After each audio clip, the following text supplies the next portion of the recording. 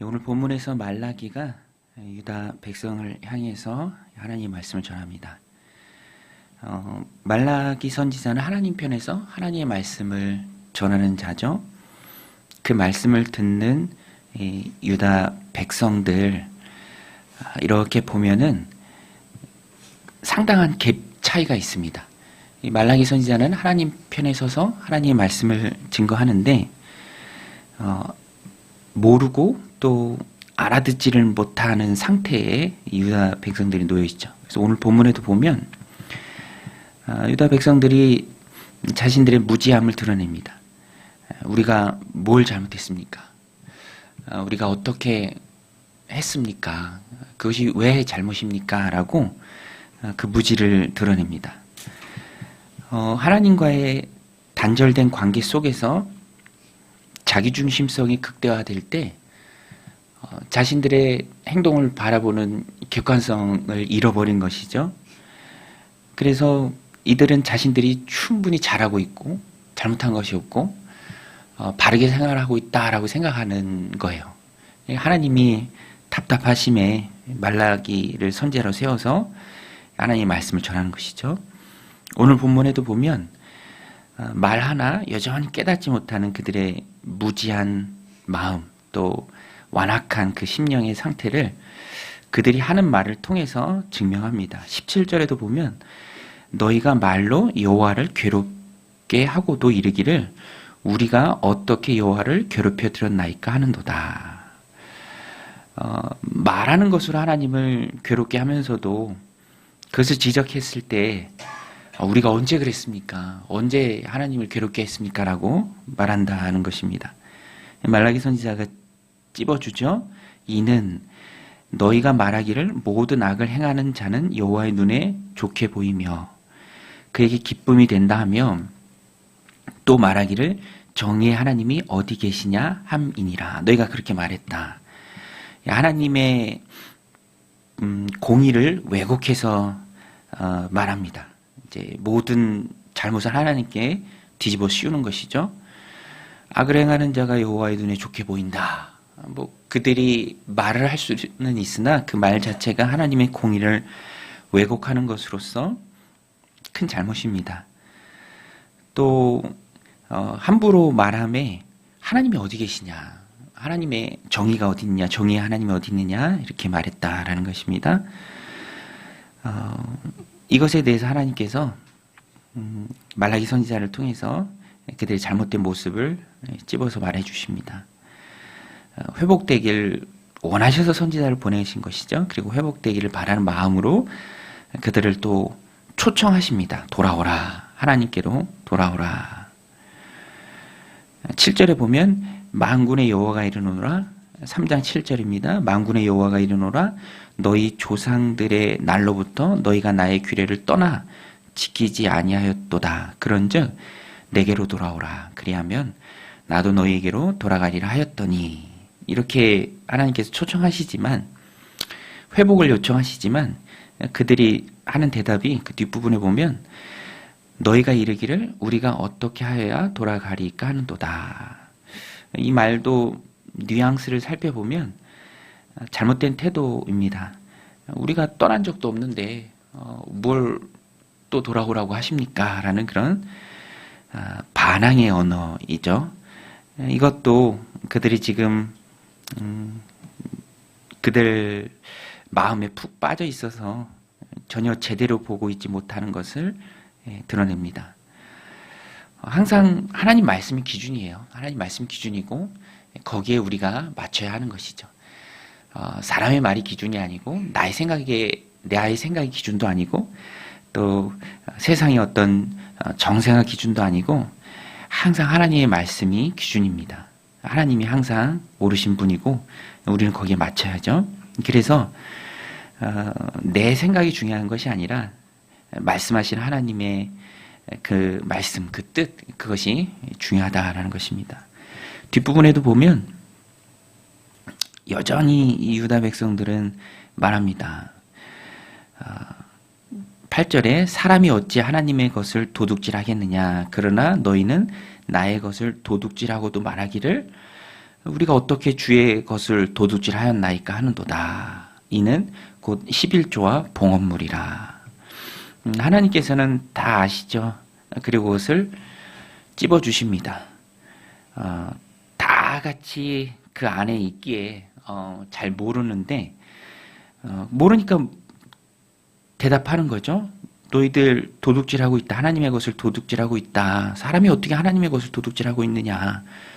깜짝 놀라서 말하는 거예요. 우리가 어떻게 하나님의 것을 도둑질하고 있습니까? 그리고 그때 선지자가 말하죠. 이는 11조와 봉헌물이라. 너희 곧 온 나라가 나의 것을 도둑질하였으므로 너희가 저주를 받느니라. 그 다음에 11조에 대해서 10절부터 쭉 말합니다. 온전한 11조를 창고에 들여라.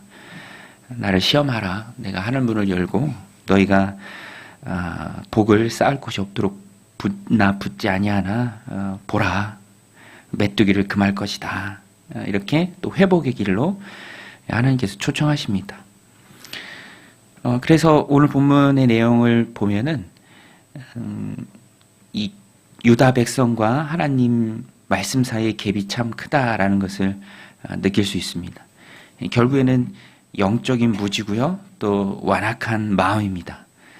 영적으로 무지하기 때문에 아는 게 없기 때문에 또 그 마음이 하나님에 대해서 완악해졌기 때문에 자신의 삶을 정당화하면서 하나님 앞에서는 함부로 말하는 것입니다. 그리고 결국에는 들어가 보면 하나님 향한 믿음이 없는 것이죠. 그러니까 하나님의 정의도 믿지 못하고 보이는 대로 다 해석하고 거침없이 말해버리고 정의의 하나님이 어디 있느냐, 악인만 잘 된다. 또 우리가 떠난 적이 없는데 뭘 또 어떻게 돌아오라는 말씀입니까? 이렇게 얘기하고 여전히 하나님의 것을 도둑질하고 있으면서도 보지 못하고 우리가 언제 하나님의 것을 훔쳤습니까? 라고 말할 수밖에 없는 그런 영적인 상태에 있다라는 것입니다. 하나님께서는 이것을 깨고 믿음 안에 돌아오기를 원하십니다. 그래서 초청하시죠. 결국에는 하나님이 믿음 주시고 또 우리의 마음을 붙들어 주셨을 때 우리가 잘못된 우리의 모습을 바라볼 수 있다라는 것입니다. 그리고 내가 죄인입니다. 베드로가 사도행전 2장에서 설교했을 때 너희가 영광의 주를 십자가 못 박았다 했을 때 이제 그때 그들이 깨닫죠. 성령을 통해서 깨닫습니다. 가슴을 치면서 자신들이 한 일이 엄청나게 큰 죄라는 것을 깨닫고 어찌할꼬 하나님 앞에 돌아옵니다. 우리도 하나님의 깨닫는 은혜를 늘 구해야 합니다. 본인의 모습을 볼 수 있는 것, 그리고 결단하는 것이죠. 하나님 말씀대로 살겠습니다. 하나님의 말씀이 옳습니다. 내가 죄인입니다. 돌이키겠습니다. 하나님께로 돌아가겠습니다. 라는 그런 결단을 통해서 나아갈 수 있다라는 것입니다. 말라기 말씀을 이렇게 쭉 살펴보고 있는데요. 결국에는 내 힘으로 되는 것이 아니라 하나님 주시는 은혜, 또 성령의 능력으로야 가능하다라는 것입니다. 뿌리 깊은 자기중심성에서 눈에서 바울이 그랬던 것처럼 비늘 같은 게 벗겨지고 자신의 온전한 모습을 볼 수 있는 것은 성령의 은혜로 가능한 것이죠.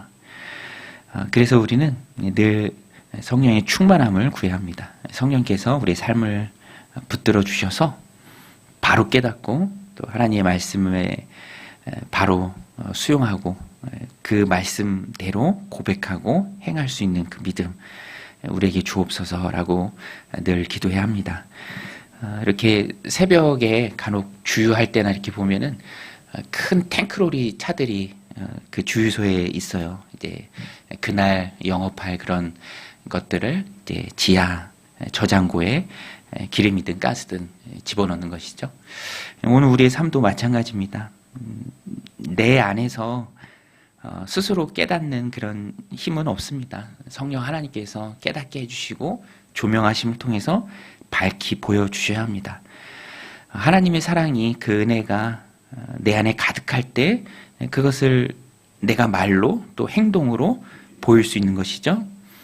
오늘 말씀 12절 마지막 부분에 보면 그렇게 하나님의 은혜를 깨닫고 자신의 잘못된 모습을 회개하고 하나님께로 돌아갔을 때 하나님께서 메뚜기도 금해 주시고 또 그 백성들을 품어주시고 형통의 길로 인도해 주셨을 때 12절에 보면 너희 땅이 아름다워짐으로 모든 이방인들이 너희를 복되다 하리라. 만군의 여호와의 말이니라.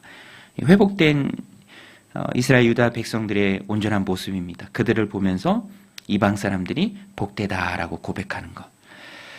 그 중심에 성령의 능력이 있습니다. 오늘도 하나님 주신 귀한 하루를 살아갈 터인데 성령이 힘주셔서 내에게서 나오는 그 말이 또 내가 세상에 보여지는 그런 행동이 내 마음이 하나님 편에서 믿음의 결단으로 있게 하옵소서. 성령님 오늘도 우리의 마음을 주장해 주시고 통치해 주옵소서. 그래서 하나님 기뻐하시는 삶을 살게 해 주옵소서라고 오늘 우리가 기도해야 될 줄로 믿습니다. 우리가 이 말씀 붙들고 기도할 때 성령님께서 우리의 마음 붙들어 주셔서 하나님 영광을 드러내는 말, 또 행동, 그런 마음의 또 믿음의 결단들이 있으시기를 주님의 이름으로 간절히 축원드립니다. 우리 같이 말씀 붙들고 함께 기도하며 나아가겠습니다.